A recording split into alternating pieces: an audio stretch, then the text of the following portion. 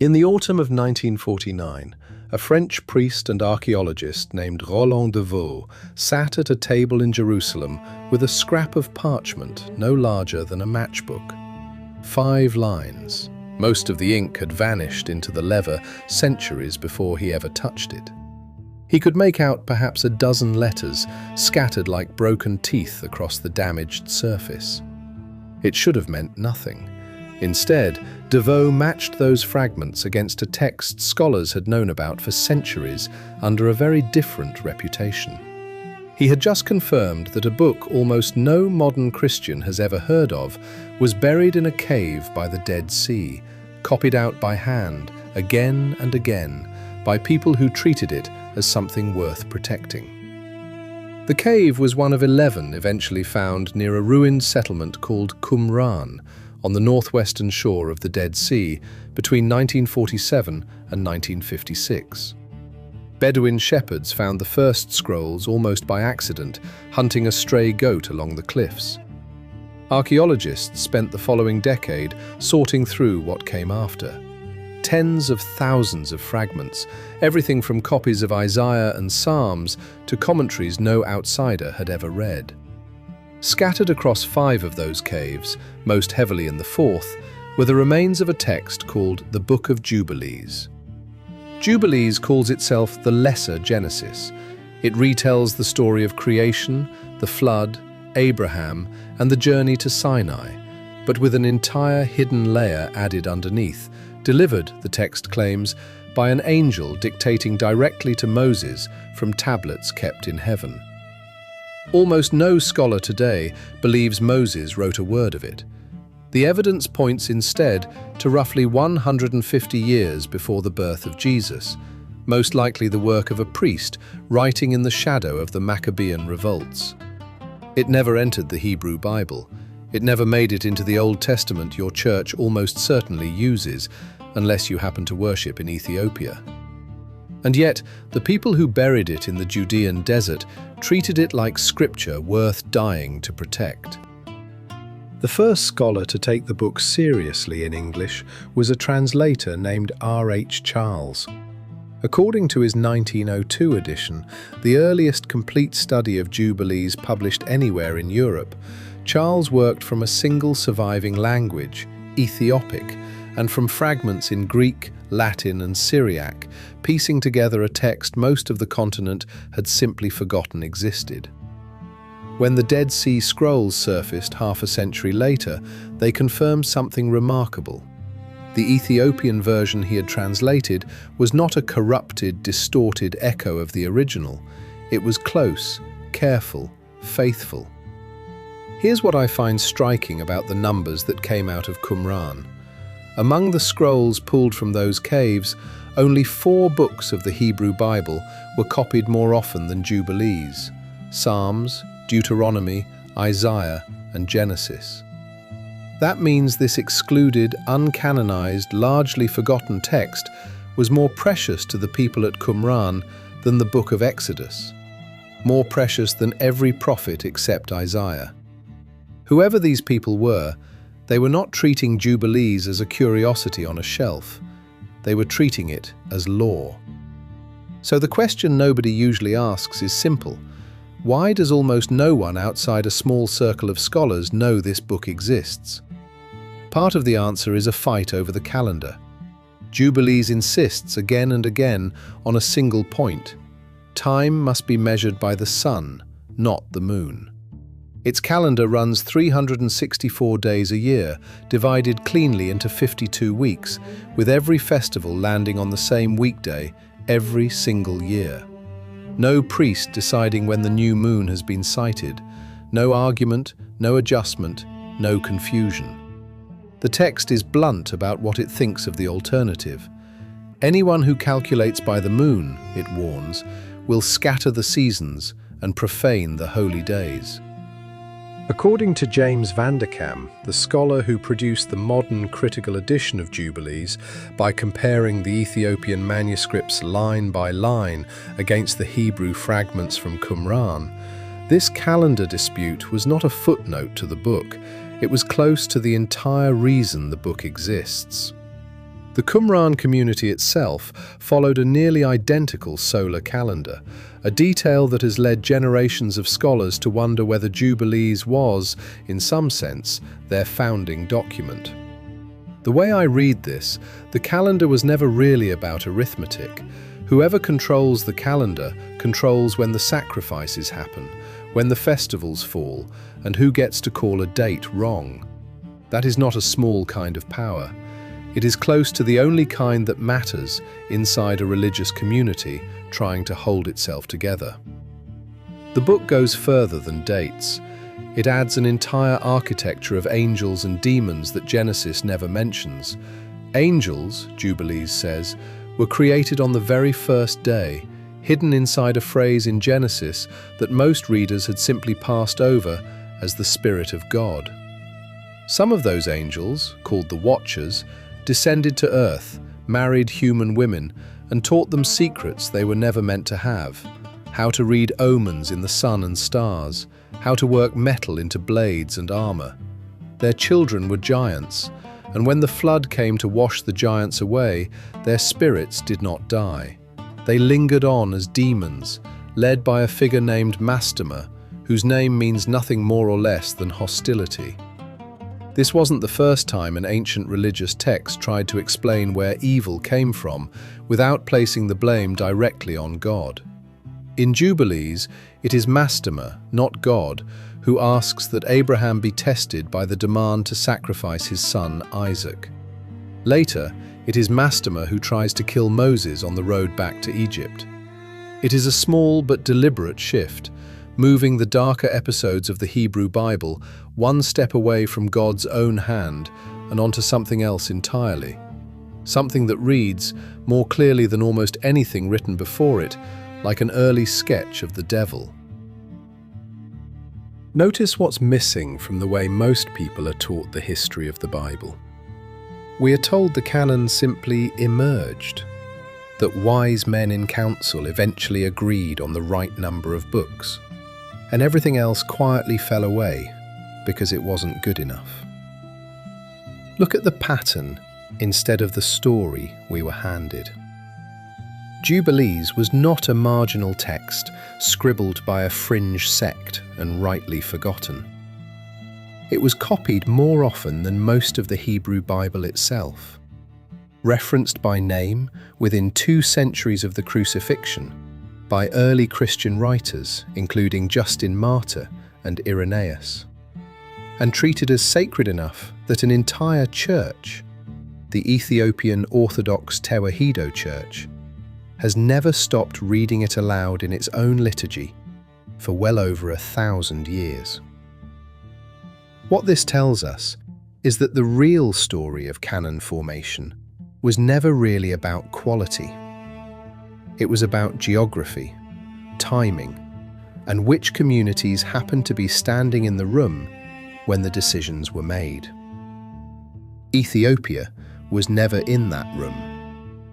Rome and Constantinople were. And the accident of who held the pen decided which books your grandmother reads on a Sunday morning and which ones sat sealed in a clay jar in the desert for 2,000 years, waiting for a man named DeVoe to notice 5 faded lines. You might think this is ancient history with nothing left to say to you personally. But every religious tradition alive today still draws its boundaries in exactly the same way, deciding, generation after generation, which voices count as authoritative and which get quietly left outside the door. The mechanism has not changed. Only the committee has. What survived at Qumran was never really about a calendar. It was about who gets to decide what time it is, what counts as law, and which stories are permitted to stand beside Genesis. The people who copied Jubilees by hand, over and over for more than a century, believed they were preserving something essential, a version of the past that the rest of the world would eventually be forced to reckon with, whether it wanted to or not. Underneath that calendar dispute sat a darker set of characters the book had also quietly smuggled into the record. Watchers who taught humanity what it was never meant to know. Giants born from that transgression and destroyed for it. And a demon whose name meant nothing less than hostility itself, still waiting in the oldest layers of the story for someone to ask who he really was. 9 in 10 were already gone. Bound, the text says, in the depths of the earth, sealed away until the final judgment. But one figure would not let the matter rest there. He stood before God and asked for something specific, a portion of the condemned spirits, left loose, left free, left entirely his to command. His name was Mastema, and what he asked for that day would echo through 3 religions for the next 2,000 years. To understand why he was asking, you have to go back further, to the beginning of the story Jubilees tells about the world before the flood. Angels, the text insists, were created on the very first day of creation. Hidden inside a phrase in Genesis most readers had simply skimmed past as the Spirit of God. Among these early angels were a class the book calls the Watchers, sent down to earth with a specific, almost bureaucratic mission: to instruct humanity, to teach justice and order in a world barely a few generations removed from Adam. They did not stay teachers for long. According to the text, the Watchers were sent down specifically because the earth, only a few generations removed from Adam, still had no fixed sense of justice or order. Someone had to show humanity how to live. It was meant to be a short assignment. Instead, the Watchers looked at the daughters of men and did not look away. They married them. And according to Jubilees, they carried something down with them that no human hand was meant to hold.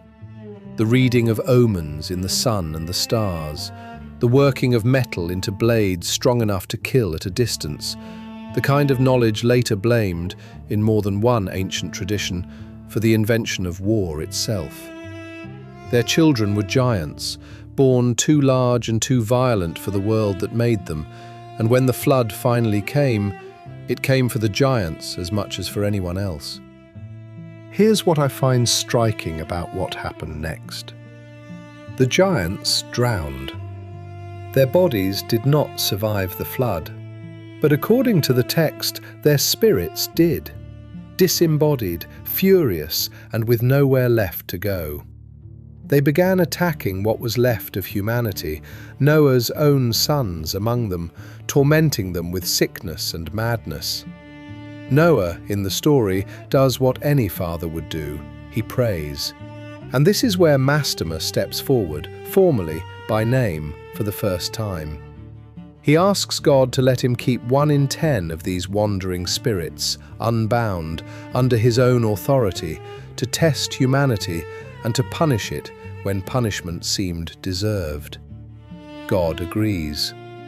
According to the text, an angel is dispatched at the same moment to teach Noah the making of medicines, specifically so that humanity would have some defense against what Mastema had just been granted. It is one of the strangest bargains in ancient religious literature, evil formally licensed, with a countermeasure issued in the same breath. The way I read this, Jubilees is not really interested in explaining evil away. It is interested in keeping God's hands clean, while still admitting that suffering is real and organized, and, in some sense, sanctioned. Mastema is never described as God's enemy. He is closer to a subordinate, a prosecutor with limited jurisdiction, who has to ask permission before he acts, and who is restrained the moment he oversteps it. Pull back, and you'll notice that the entire spiritual world of Jubilees is built with this same bureaucratic precision. There are angels of the presence, standing closest to God's throne. There are angels of sanctification, overseeing holy rituals and festival days. And there are lesser spirits, assigned to wind, to frost, to the turning of the seasons, each with a rank and a function, none of them freelancing. Even the Sabbath in this scheme is not just a human institution. The text insists that the highest angels keep it too, resting alongside Israel, one calendar binding heaven and earth together. Mastema's 10% of loose demons is the one deliberate crack in an otherwise perfectly ordered system. Evil, but evil with paperwork. That structure shows up again in one of the most uncomfortable stories in the entire Hebrew Bible, the binding of Isaac. In Genesis, it is God, without explanation, who tells Abraham to sacrifice his own son. Jubilees rewrites the scene. It is Mastema who proposes the test, standing before God and arguing that Abraham's loyalty should be proven the way Job's was. God permits it. Abraham is spared at the final moment, as in Genesis, but the request itself, the command that terrified readers for millennia, has quietly changed hands. The same shift happens again later, in a passage most Bible readers pass over without noticing. In the book of Exodus, on the road back to Egypt, there is a bizarre and famously obscure line suggesting that God himself sought to kill Moses in the night, for reasons the text never explains. Jubilees resolves the mystery in its own way. It was not God on that road, it was Mastema, sent to intercept Moses before he could return to free the Israelites, and stopped only at the very last moment.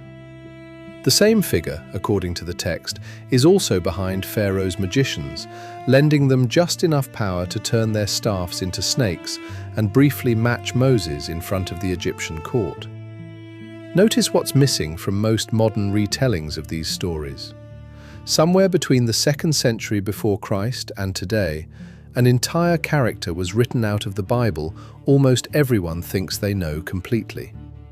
Scholars are still divided over how far this went, whether Mastema and a second shadowy figure named Belial, mentioned twice in Jubilees, were meant to be the same entity or two separate ones. The text itself never quite settles the question. But the direction of the change is not in dispute. Across Jubilees, action by action, the darker moments once attributed directly to God are handed to somebody else. This wasn't the first time a religious tradition needed a subordinate to carry the weight its central authority could not. Job has his adversary. Later Christianity has its devil, fully formed, tempting in the wilderness and ruling in hell. Islam has Iblis, arguing with God over the worth of humanity before he is cast down. Mastema, largely unknown outside a handful of specialists, sits near the root of that entire family tree. Not the finished character, but an early, unfinished sketch of him, drawn by a priest writing in the shadow of an empire, trying to answer a question his religion had never fully resolved. If God is just, where does the cruelty in the world actually come from? You might think this is a problem unique to ancient theology. It is not. Every system that claims moral authority, religious or otherwise, eventually runs into the same wall. Cruelty that the system cannot explain without either blaming itself or inventing something else to blame instead. Jubilees chose the second option 2,000 years ago. Look at the pattern since then, and you will find the same choice made again and again, in language that has nothing to do with angels or demons at all. We've seen this before in courts that blame a single rogue officer for a policy written at the top. We've seen it in empires that blame local agents for orders issued from the capital. The mechanism Mastema was invented to solve is not a religious one. It is simply what power does whenever it needs to survive its own worst decisions. History doesn't teach us that evil is external. It teaches us how badly every generation wants it to be. That is the terrifying lesson buried inside a 2,000-year-old bargain over 10% of some drowned spirits. Not that demons are real, but that someone, somewhere, will always be invented to carry what the people in charge refuse to carry themselves. What this tells us is that Mastema was never really about demons. He was a solution to a theological problem that has never actually gone away, dressed in the only vocabulary his century had available. The giants drowned. The spirits did not. And the man who bargained to keep them free is still, to this day, waiting in a handful of manuscripts almost nobody reads, for the argument he started to finally be finished. In a monastery library in the Ethiopian highlands, there is a manuscript bound in wood and thick goatskin, its pages the colour of old tea, its edges soft from centuries of hands. It is written in Ge'ez, a liturgical language most of the world stopped speaking centuries ago, and every so often a priest still lifts it down from its shelf and reads from it aloud, the same way his predecessors have done for roughly 1,000 years, the candlelight catching on ink that has never once been retranslated for a Western congregation. The book is Jubilees. To the congregation listening, it is simply scripture. To almost every other Christian tradition on earth, it is something closer to a rumour. That gap did not appear overnight, and it was never the result of one dramatic decision. There was no single council that stood up, examined the Book of Jubilees, and voted it out. What happened instead was slower and, in its own way, stranger. The councils and conversations that gradually fixed the Hebrew Bible and the Christian Old Testament over the centuries following the 2nd century took place almost entirely in Jerusalem, Alexandria, Rome, and Constantinople. Ethiopia was never invited to that table, mostly because nobody in those cities was thinking about Ethiopia at all, and because Ethiopia's church developed largely on its own, outside those debates. It simply kept doing what it had always done, reading Jubilees alongside Genesis and Enoch alongside Isaiah, as part of a scriptural tradition that today runs to 81 books, far larger than the Catholic, Orthodox, or Protestant canons most of the world inherited instead. It is not only the Ethiopian Orthodox Church that kept faith with this book. The Eritrean Orthodox Church, which shares much of the same liturgical history, holds it as scripture too. So does Haymanot Judaism, the tradition followed by Ethiopia's own Jewish community, entirely apart from the Rabbinic Judaism that shapes nearly every other Jewish community on earth. 3 separate religious traditions, across 2 countries and 2 different faiths, arrived at the same conclusion about this book, while the rest of the world moved on without it. Here's what I find striking about how early this book was actually known outside Ethiopia. Justin Martyr referenced ideas from it in the middle of the 2nd century, using its chronology to argue a point about the nature of a divine day. Irenaeus of Lyon drew on its picture of Mastema a few decades later, folding the figure into his own account of where sin in the world had come from. Origen and Epiphanius both knew the text well enough to argue with it directly, which is not something anyone bothers doing with a book nobody reads. According to the surviving record of early Christian writing, Jubilees circulated widely enough, for long enough, that its disappearance from most Western memory cannot be explained by simple neglect. Someone, somewhere, made a series of quiet choices about which older books were still worth copying. Jubilees kept losing that vote, century after century, everywhere except one place. So the question worth sitting with is not why the book eventually disappeared. It is why something so widely known managed to disappear at all. If you ask me, the whole arc of this story comes down to 3 separate kinds of power, each one showing up in a different part of the same book's life. There was the power to fix a calendar, and therefore to decide when every festival in a community's year would fall. There was the power to reassign blame, moving the cruelest moments in an ancient story off God's hands and onto a subordinate named Mastema, so that faith could survive contact with its own darkest passages. And there was the power, quieter than either of those, simply to keep copying a book long after everyone else in the room had stopped. Ethiopia never had the first two kinds of power. It had the third, and the third turned out to be the one that mattered most in the end. Part of the answer circles back to the calendar dispute traced earlier in this story. A text that insists so forcefully on a solar year, that treats anyone using the moon to fix a festival date as someone actively profaning it, does not read as neutral scripture. It reads as a position paper, tied to a specific separatist reading of the law. That association with a stricter, breakaway strand of Judaism may have made Jubilees easier to set aside once the wider Jewish and Christian mainstream settled on other calendars entirely. A text tangled up with one faction's argument has a much harder time becoming everyone's scripture. Look at the pattern that follows from there. Once the councils that mattered to the wider Christian and Jewish world had finished their work, without Ethiopia, and without any input from the Qumran community, whose entire library had been sealed in clay jars and left for the desert, the momentum simply moved away from Jubilees everywhere, except the one place that had never stopped needing it. Manuscripts stopped being copied in Greek. Latin copies grew rarer still. The Ge'ez translation, made sometime in the 5th or 6th century from an intermediate Greek text, ended up being the only complete version to survive at all.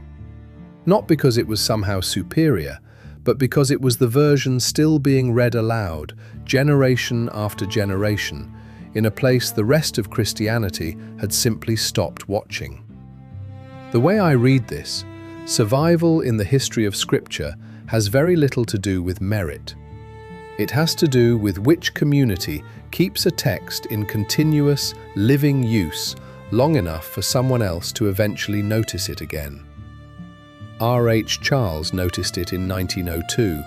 James Vanderkam confirmed decades later, comparing that same Ge'ez text against the Hebrew fragments finally pulled out of the Qumran caves, that what Ethiopia had preserved was remarkably close to the original.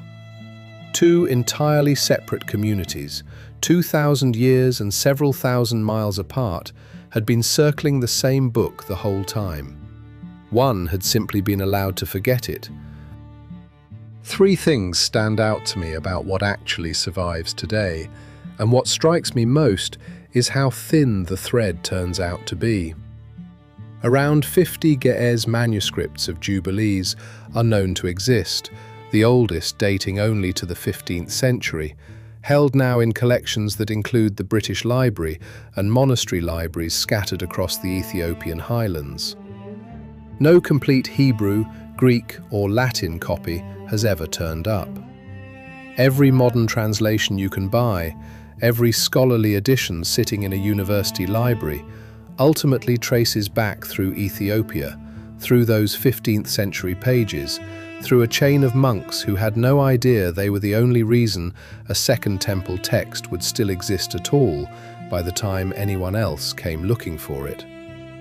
What this tells us is that the real story here was never a story about banned knowledge, however well that word sells on a thumbnail.